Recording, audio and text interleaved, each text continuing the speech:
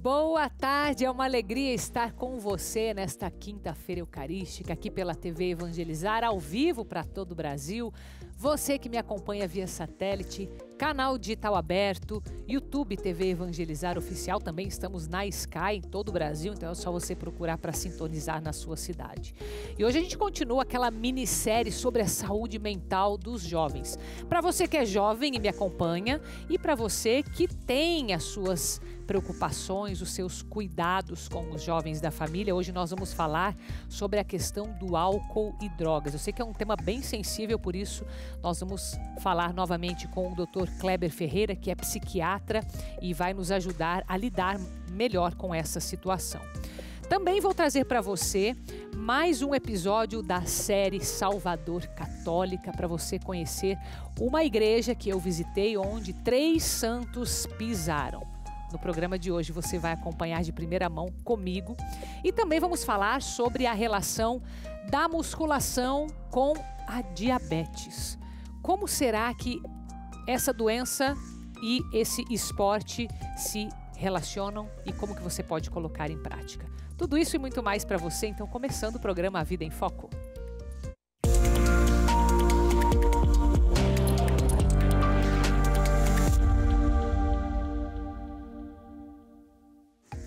Eu vou dar novamente as boas-vindas para o Dr. Kleber Ferreira, ele que está disponibilizando o seu tempo direto da cidade de Guarapuava para falar durante toda essa semana nesta minissérie de saúde mental dos jovens. E olha que interessante, ontem eu coloquei lá no meu Instagram uma enquete para você poder enviar as suas perguntas dentro desse tema álcool e drogas. Então, eu selecionei aqui 2 perguntas, que é o que a gente vai ter tempo aqui no programa, que são das 2 perguntas para o Dr. Kleber responder. Dr. Kleber, lembrando que é psiquiatra e também presidente da Associação de Psiquiatria do Paraná. Seja bem-vindo, viu, Dr. Kleber, mais uma vez, muito obrigada. Meu boa tarde a você, Carol. Tenho certeza que é um grande prazer, é um grande privilégio, uma honra estar participando do teu programa. E eu agradeço também em nome da Associação Paranaense de Psiquiatria e em nome da Associação Brasileira de Psiquiatria. Uma boa tarde a todos que estão nos assistindo. Boa tarde. Eu queria primeiro, antes de eu ir para essas perguntas que eu recebi lá no meu Instagram, entender um pouco dos prejuízos, porque aqui quando eu olho para os jovens, me parece que tem ali em torno de 13% eu diria até crianças, né? 13 a 17 anos é uma idade muito jovem, né? Para quem está entrando ou para quem já teve algum tipo de contato, pelo menos, com o mundo do álcool e das drogas. Quais que são os prejuízos nessa faixa etária cognitiva, enfim? Quais são os prejuízos, Dr. Kleber? Carol, não é à toa que as placas que a lei determina que é proibida a venda de bebida alcoólica a menores de 18 anos. Por que que isso ocorre? Porque é comprovado, Carol, que o cérebro finaliza o seu processo de maturação, de formação aos 23 anos de idade. Então, quanto mais precocemente o jovem utiliza o álcool, mais ele compromete o desenvolvimento do seu cérebro. Então, ele acaba tendo mais impulsividade, pode ter mais problemas com a lei, ele acaba tendo problemas de relacionamento, ele acaba estando mais suscetível aos quadros depressivos, ou também ele pode ter um fator genético para dependência. Então, os prejuízos associados ao álcool são comprovados, que eles são muitos para o jovem. Hoje nós sabemos que um dos fatores que tem aumentado o suicídio no Brasil é o uso precoce do álcool. Então, quanto mais cedo um jovem se encontra com a bebida, mais preocupante será o desenvolvimento desse jovem. Eu não tinha dúvida dos prejuízos, mas eu acho que ouvir da boca de um especialista tem um impacto muito profundo, né? Por isso que eu fiz questão de começar por essa pergunta. E, doutor Kleber, uma das perguntas que eu recebi lá no Instagram foi a seguinte, foi de um jovem. Como que um jovem conversa com um amigo a respeito desse tema para ajudá-lo, né, nesse sentido? Alguém que é 2 iguais ali falando sobre isso. Tá. Eu acho que tem um ponto importante, nós precisamos voltar um pouquinho. Todos os dias nós temos falado da importância dos pais, tá, Carol? O modelo dos pais é imprescindível até no consumo do álcool. Os pais precisam explicar para os filhos os prejuízos, os pais precisam estar pontuando, mas os pais precisam dar o exemplo. Não adianta eu querer cobrar que meu filho com 17 anos não vá usar o álcool se eu uso o álcool seguidamente. Se eu tenho um fator genético de um avô, de um tio que já tinha um problema com a bebida. Então, os pais precisam dar esse modelo. Na sequência, é importante que os jovens conversem com os jovens mostrando os prejuízos, mostrando quantos acidentes ocorrem por conta do álcool, em que os jovens com 18 anos, ou mesmo até jovens sem habilitação, pelo uso do álcool, cometeram um acidente de trânsito.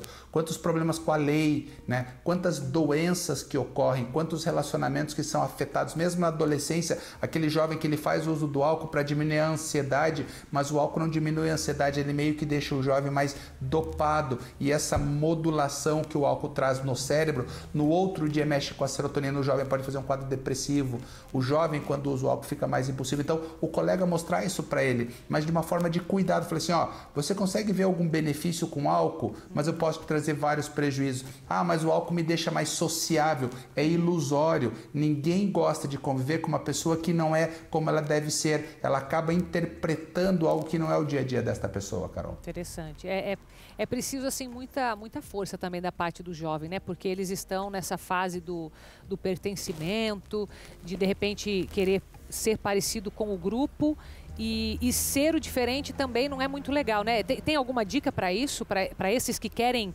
fazer aquilo que eles consideram que é bom mesmo, né? Então, mas é porque se perdeu, Carol, algo que eu vejo que é imprescindível no desenvolvimento dos jovens, que chama-se o esporte.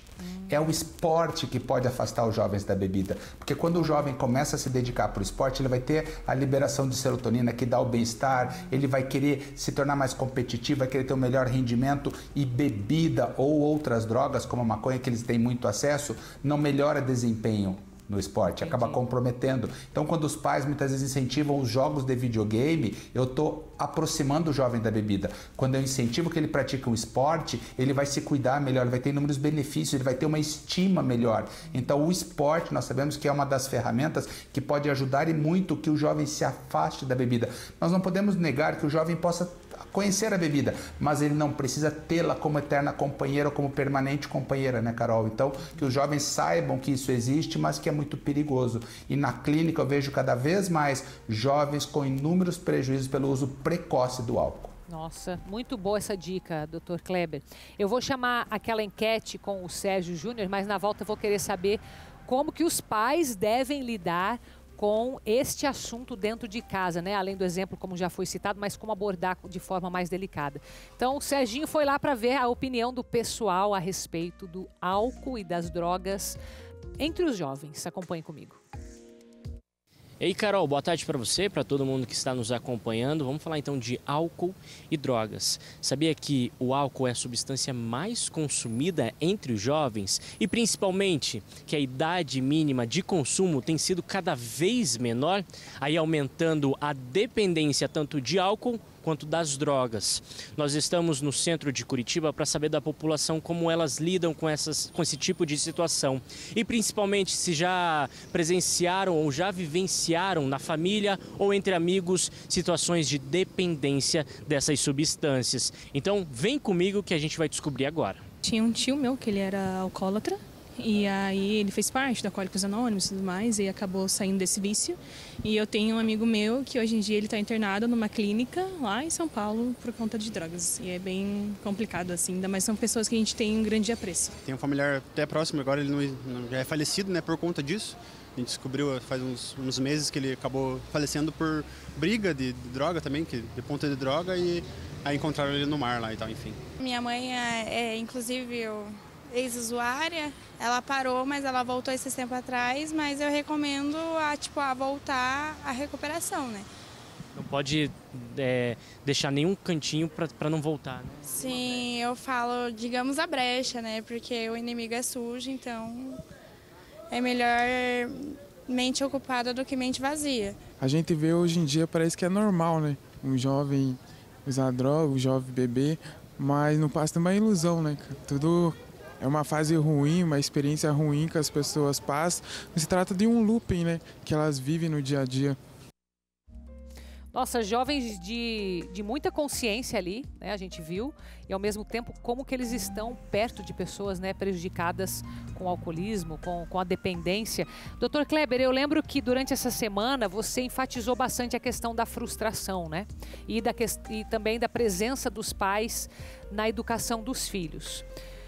Além do exemplo que você citou, que os pais têm que ser o primeiro exemplo, abordar esse tema com os prejuízos é um caminho, ou seria mais talvez criar um ambiente em que os jovens possam dizer aquilo que eles pensam, trazer as perguntas que eles têm para que se sintam nesse ambiente mais acolhedor? Qual que é o caminho mais recomendado? Carol, então o que é importante para quem está nos assistindo? Se eu tenho um filho, mas eu tenho um fator genético de alcoolismo, meu avô, meu bisavô bebia ou meu pai, esse fator genético pode passar para o meu filho. E se a minha esposa também tinha o fator genético, o risco da dependência é muito maior.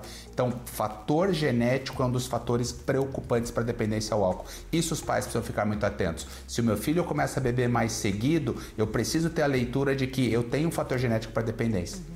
A Bíblia, Carol, ela é muito clara quando ela diz: me diga com quem tu andas, eu direi quem tu és. Essa é a frase mais perfeita quando nós falamos em dependência e uso do álcool. Os pais precisam monitorar as companhias dos filhos. Porque se meu filho está andando com companhias que eu sei que fazem uso do álcool, provavelmente ele quer participar desse grupo e ele vai compartilhar do que tem de ruim muitas vezes nesse grupo. Então os pais precisam ter esse cuidado. E o mais importante, Carol, conversa, diálogo aberto, diálogo transparente. Os pais precisam compartilhar suas preocupações, talvez colocar alguns limites nesse sentido, pedir prestação de contas do dinheiro. Ah, mas meu filho está pedindo cada vez mais dinheiro, mas antes com esse dinheiro ele comia um lanche, agora está dizendo que não dá para comer um lanche, mas ele não tem nenhuma namoradinha. Onde é que ele está gastando esse dinheiro? Isso não é ser invasivo, isso é ser cuidadoso. Então os pais, quando o assunto é álcool, precisam ter um olhar muito atento mesmo, Carol. Por quê? Os prejuízos, e o jovem, quando ele faz uso do álcool, pela modulação hormonal da adolescência, ele fica muito mais impulsivo, ele compromete as relações também familiares. Então os pais precisam entender isso, que álcool precisa ser falado de forma muito aberta, muito clara e muito transparente, sem pisar em ovos, sendo o mais transparente possível. Interessante, uma mensagem direta, então, é importante. Dr. Kleber, agradeço mais uma vez a sua disponibilidade aí de Guarapuava, e amanhã nós teremos mais uma oportunidade de conversarmos a respeito da saúde mental dos jovens, e eu vou deixar mais uma vez o seu contato para o pessoal que tem alguma dúvida a respeito. Muito obrigada, tá?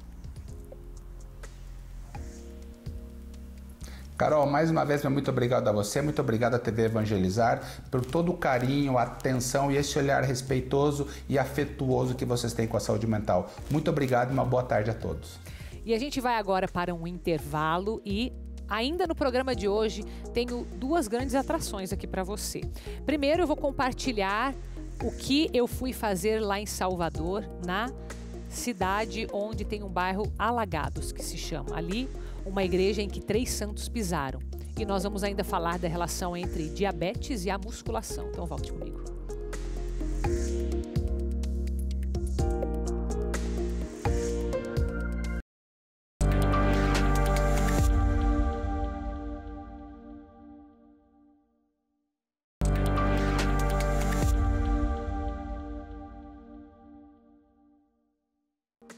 Já estamos de volta ao vivo para todo o Brasil, o programa A Vida em Foco, aqui pela TV Evangelizar, onde você está acompanhando também a peregrinação do padre Reginaldo Manzotti a São Pio de Pietrelcina e Medjugorje. O padre Reginaldo começou ontem na transmissão aqui pela TV Evangelizar, você já pôde acompanhar. Nesta quarta-feira você vai ver algumas imagens aí. O padre esteve em Assis, acolhendo os peregrinos. Agora há pouco tivemos a missa da Catedral de São Rufino, que é o padroeiro de Assis. E amanhã, às 6h30 da manhã, nós teremos a Santa Missa no Santuário da Santa Casa de Loreto. Tudo isso até o dia 11 de outubro você vai conseguir acompanhar aqui pela programação da TV Evangelizar. Inclusive vou colocar aí na tela, você consegue ver pelo Instagram da TV Evangelizar toda a programação. Ó, começou dia 27, 28, 29, dia 30, direto de Split, na Croácia, às 2 horas da tarde, o Santuário de Lourdes Croata. Então, tudo isso você acompanha por aqui na TV Evangelizar. Agora eu quero compartilhar com você uma peregrinação que eu fiz esse ano para Salvador, onde nós pudemos visitar várias igrejas. E dentre elas, essa que eu vou apresentar agora, que você está vendo de primeira mão aqui no programa Vida em Foco. Depois isso vai para o setor ali dos documentários na TV Evangelizar. Mas é uma produção original aqui da TV, onde nós conseguimos pisar, a gente chamou ali até um solo santo. E, inclusive, o pessoal que nos recepcionou nessa paróquia, nesse santuário, sugeriu que todo o grupo tirasse as sandálias para entrar, porque ali pisou São João Paulo II, pisou Santa Dulce dos Pobres e Madre Teresa de Calcutá. E é interessante a história de como foi construída e por que foi construída esta igreja. Por isso que eu quis compartilhar com você essa matéria que se transformou parte desta minissérie Salvador Católica. Acompanhe comigo.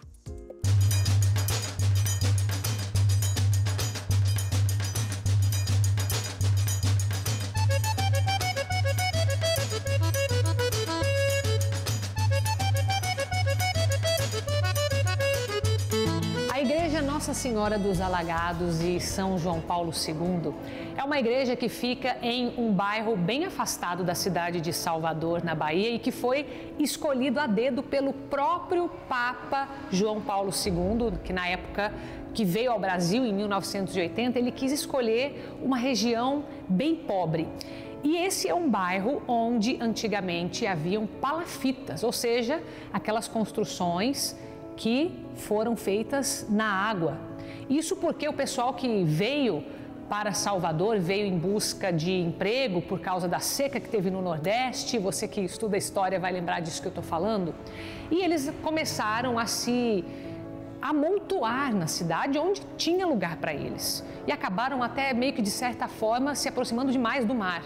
Então essa região ficou conhecida como o bairro dos Alagados, que hoje já é aterrada, foi aterrada até inclusive pelos escravos na época, mas que hoje é onde se encontra esse bairro, onde depois foi construída a igreja, a paróquia Nossa Senhora dos Alagados e João Paulo II. Inclusive leva este nome, a primeira paróquia no Brasil que leva o nome de São João Paulo II, porque a igreja foi literalmente construída para ele.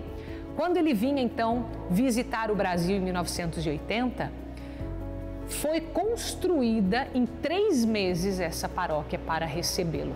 É interessante a gente lembrar de um pedacinho da história, onde quando ele estava fazendo o acesso à igreja, né, imagina aquela cidade toda povoada, cheia de gente ali naquele bairro, e veio uma criança que queria presenteá-lo naquele momento. E ela conseguiu passar de alguma forma pelos seguranças e chegou no Papa com um barquinho. E é claro que a população entendeu aquele como um sinal de Deus, o barquinho na visita do Papa João Paulo II, justamente naquele bairro dos Alagados que leva esse nome. Então é um local que sem dúvida vale a pena ser visitado em Salvador, na Bahia, até porque nesta igreja não somente o santo São João Paulo II pisou, como também Madre Teresa de Calcutá e a querida Santa Dulce dos Pobres. 3 santos pisaram nessa igreja, portanto, diz o povo baiano, você está pisando numa terra santa. E é isso que eu compartilho com você hoje. Espero que você tenha gostado. Um beijo, fica com Deus.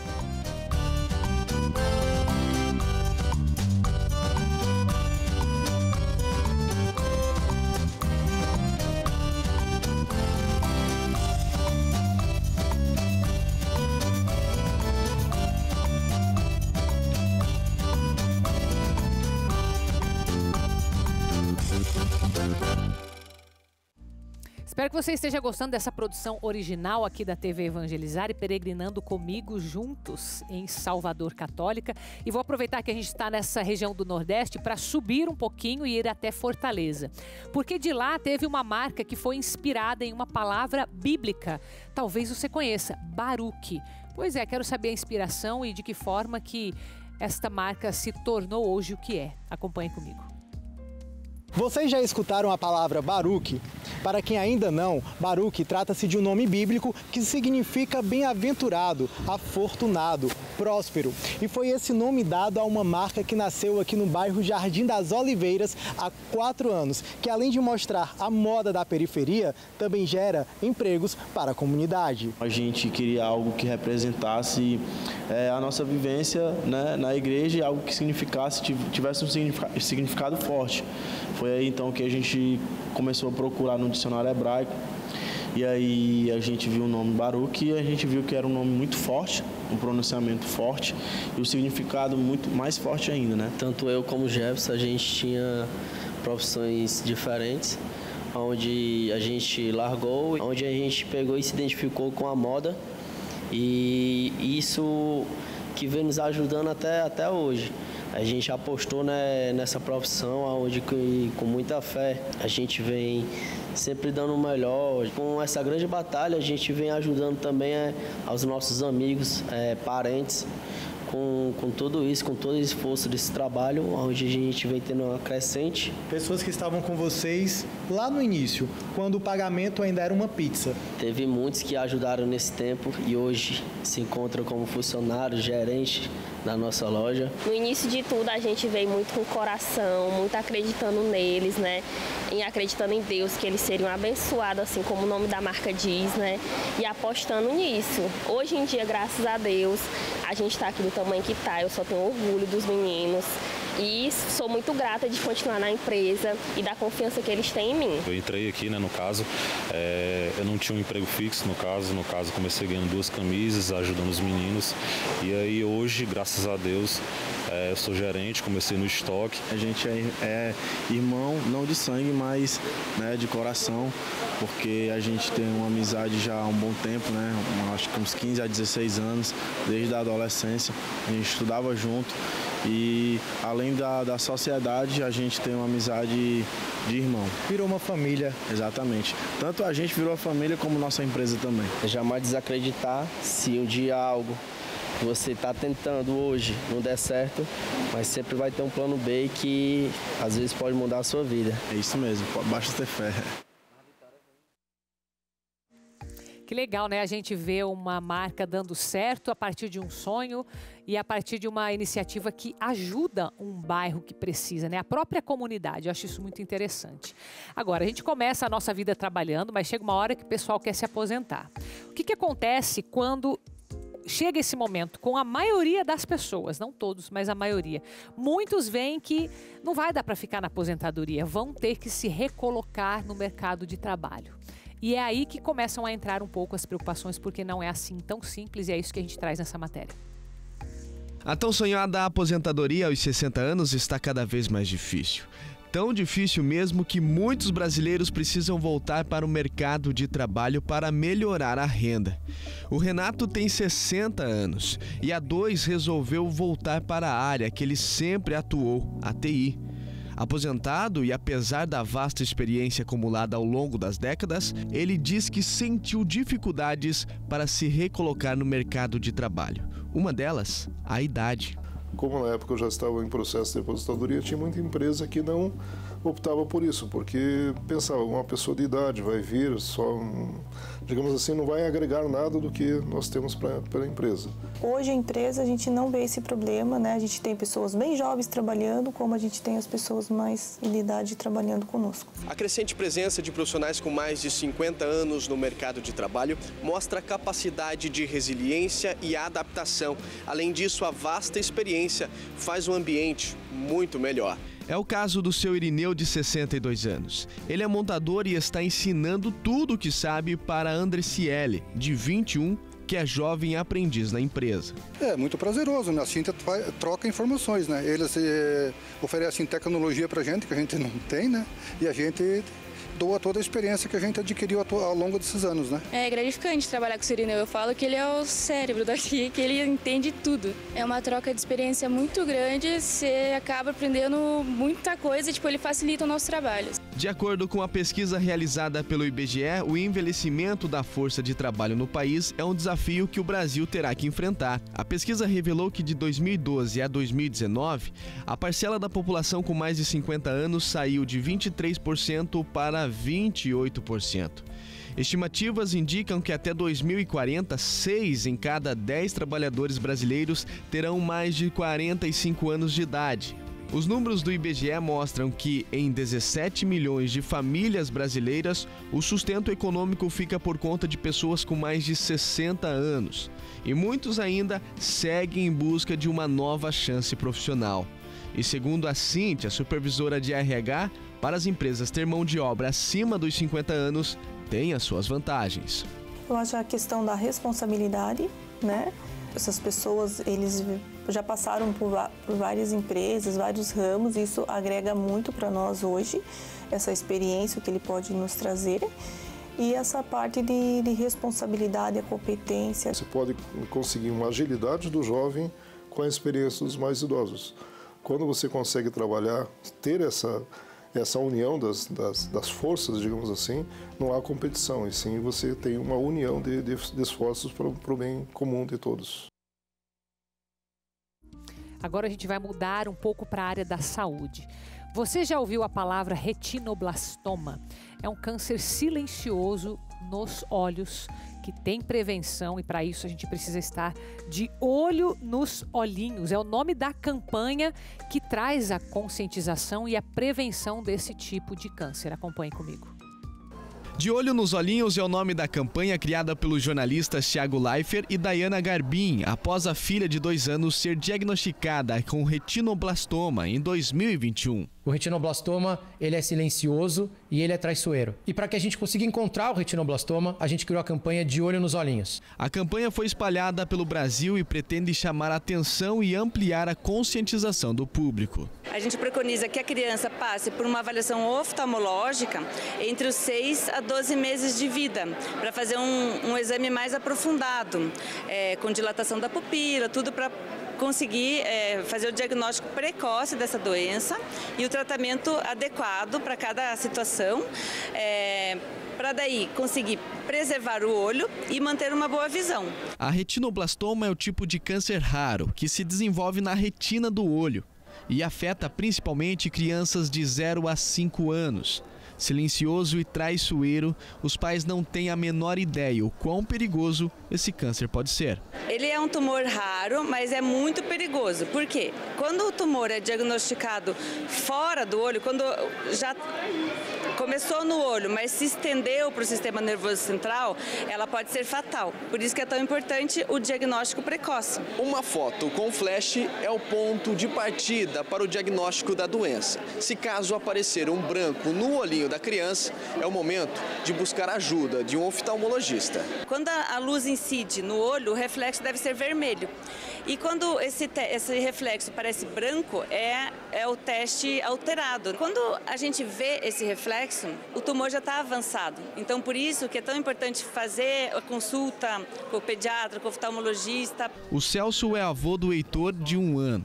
E ele ficou sabendo da campanha e veio buscar mais informações sobre a doença. É necessário para que você possa detectar o quanto antes um probleminha na visão de uma criança, pois ela não fala, não sabe falar, então você tem que correr atrás se porventura tiver algum probleminha nos olhos, para você poder estar atento, né? O pequeno Miguel, de 2 anos e meio, foi diagnosticado com estrabismo, um pequeno desvio no olho direito, o que também é um sinal de retinoblastoma. Por conta disso, o Rafael, pai dele, sabe da importância do diagnóstico precoce. Muito importante sempre estar alerta com as crianças, porque veja bem, essas coisinhas pequenas aí, sofrer tanto, né? Então, quanto antes correr atrás para diagnosticar, é melhor para não sofrer depois. E depois do intervalo a gente continua sobre o tema saúde. Só que nós vamos entender a relação da diabetes e da musculação. Então volte comigo.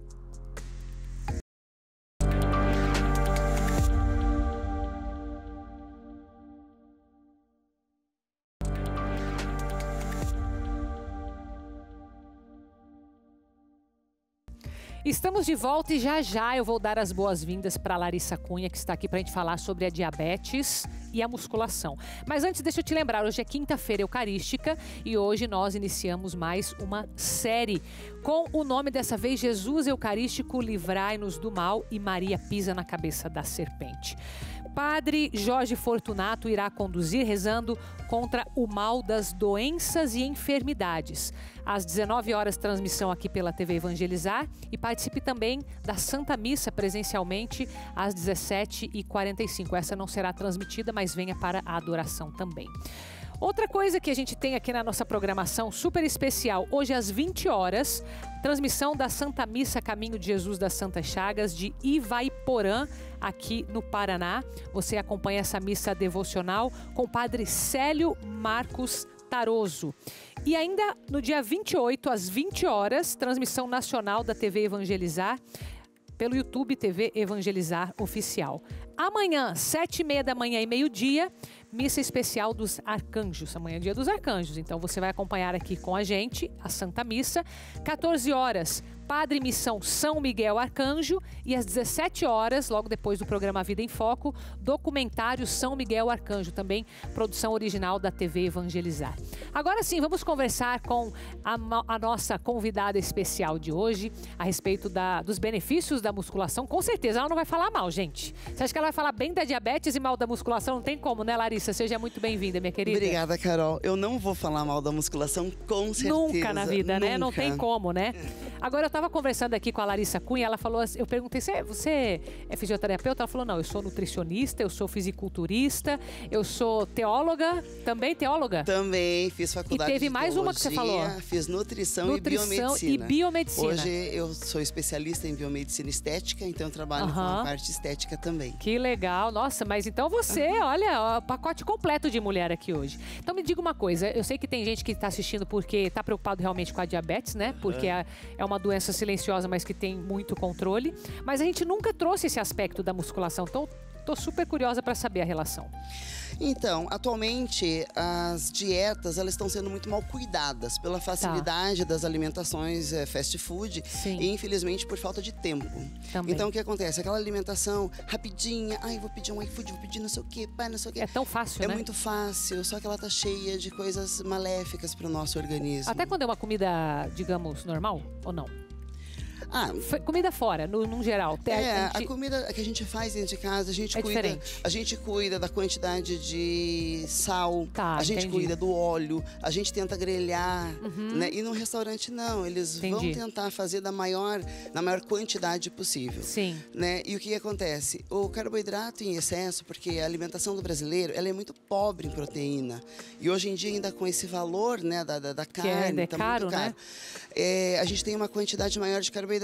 A nossa cultura é arroz, feijão, batata, massa, né, macarrão, gordura. Sim. E com o passar dos anos, a gente vai fazendo depósitos no nosso organismo de triglicerídeos, né? Então o colesterol vai ficando mais alto, fica o triglicerídeo elevado, causa ateroma.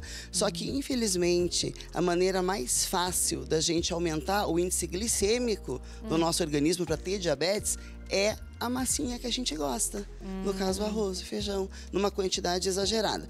Porque a gente tem que ter uma quantidade X de proteína, de carboidrato. Não é que não pode comer, mas é que tem que saber o quanto come. Sim. E a gente não tem essa noção. O quanto come e a hora que come também. Isso é super importante. Por isso, como nutricionista, seria importante, né? Cada um ter um nutricionista, né? Bem isso. A gente não pode cortar o carboidrato. Sim. Nosso cérebro, ele é movido por glicose. Sim. Mas a gente precisa, mas na quantidade certa.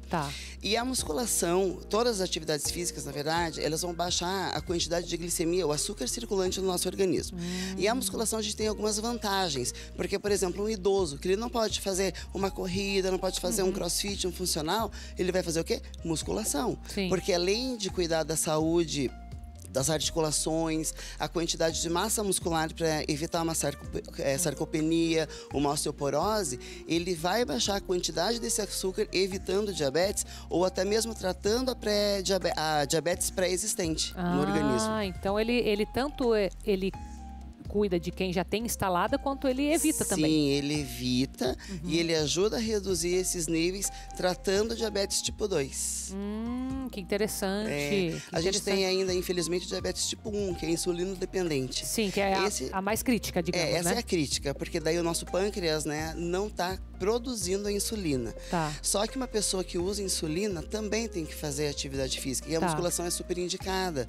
Também para quem tem diabetes tipo 1, então? Tipo 1 também. Porque ela vai ajudar a baixar esses níveis de açúcar no organismo. Interessante. Então, para os dois casos é muito bom. Aqui a gente está focando na diabetes, mas eu sei que os benefícios se estendem. Você já mostrou aqui o próprio colesterol, para quem, tanto para quem tem como genética também, isso genética. Ou não? A gente tem hoje em dia a síndrome da obesidade. Tá. Né? Então, para emagrecimento, musculação é importante. Para o envelhecimento, a pessoa ter autonomia, força para poder amarrar um cadarço, para poder uma coisa caminhar. Básica, né? Não estamos falando aqui caminhar, né? Uma coisa básica, a nossa musculatura. Funcional. A musculação também ela é importante para proteção articular, né? Evitar acidentes, evitar dor muscular. Tudo isso. Muita coisa boa. Assim quanto a estética, né? Tudo entra. Então, e você, como nutricionista também, fisiculturista, você recomenda que quem vai iniciar nesse processo de musculação também veja junto a questão alimentar? Elas caminham muito juntos, não é? Sim, 100%. 100% alimentação e 100% treinamento. Porque assim, eu acredito assim, a alimentação parece algo fácil. Igual você falou, eu acho que é muito por causa dessa mentalidade de tá tudo muito disponível, né? Mas a impressão que eu tenho é que é tudo tão individualizado, deveria ser, porque eu, por exemplo, eu não tenho ideia quanto que eu gasto de caloria por dia e quanto que eu precisaria.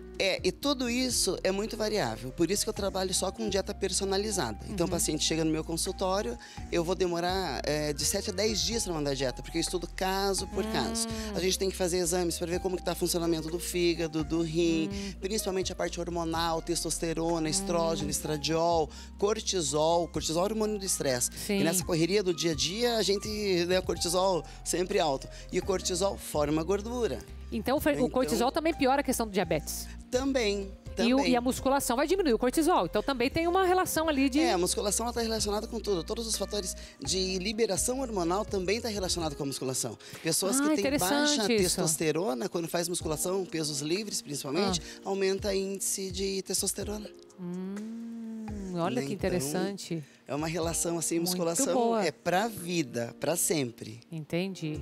Tá, e aí, o que faz para começar então? Agora é as dicas práticas, né? A gente tem que ir pra academia, se alguém quiser ir lá no meu estúdio. Você tem um estúdio também? É lá nas Mercedes, é Rua Raquel Prado, número 18. Entendi. Mas tu é uma mulher de negócios mesmo, né? E com um currículo vasto. Que legal. E quanto tempo que você é fisiculturista? Eu treinei quase 30 anos. Mas não foram 30 anos pro resultado? Ou sim? Mais ou menos. Mais ou menos? Mais ou menos. Porque a gente começa sempre, né? Vai evoluindo. Eu cheguei a ser Miss Universo de fisiculturismo. É o mesmo título do Schwarzenegger. Ganhei na Inglaterra. Que mesmo legal. Campeonato. Ele ganhou em 69 e eu em 2009. Você é bem mais nova. Eu fui 2 vezes campeã mundial, campeã sul-americana. Que legal, 3 vezes campeã parabéns. brasileira. Então foi uma caminhada. Que legal. Né? Até 2020 eu ainda competi. Que legal. Só que daí eu ia pro Mundial na Turquia, mas veio a pandemia. Aí deu uma parada. Tudo isso tá lá no teu Instagram ou não? O pessoal quiser te conhecer mais? Tem lá um pouco Instagram. disso? Então eu vou deixar aí pro pessoal para conhecer mais o trabalho da Larissa Cunha. E agradeço, viu, tua presença. Nossa, obrigada a você. Para mim é um prazer estar aqui. Eu que agradeço. Obrigada. Viu? Te agradeço também. Lembrando que amanhã a gente tem a Santa Missa dos Arcanjos, 7h30 e meio-dia. Temos documentário às 17 horas. Então toda a programação voltada para os arcanjos São Miguel, São Gabriel e São Rafael. E nós teremos também no sábado a bênção dos animais, porque é dia de São Francisco de Assis. Então aproveite entre 9 da manhã e 1h da tarde, trazer os seus animais de estimação aqui para o Santuário Nossa Senhora de Guadalupe. Fique à vontade, seja muito bem-vindo. E continue na nossa programação, porque amanhã a gente tem mais, hein? Amanhã a gente resume para você essa questão da saúde mental dos jovens, que nós tivemos a minissérie durante toda a semana. Amanhã a gente fecha esse tema e nós teremos receita para você aqui. Eu não sei o que é não, tá? Espero que seja saudável falar isso aqui perto da nutricionista agora, né? Mas é especial de primavera. Então eu espero você às 3h30 da tarde, tá bom? Beijo, fica com Deus.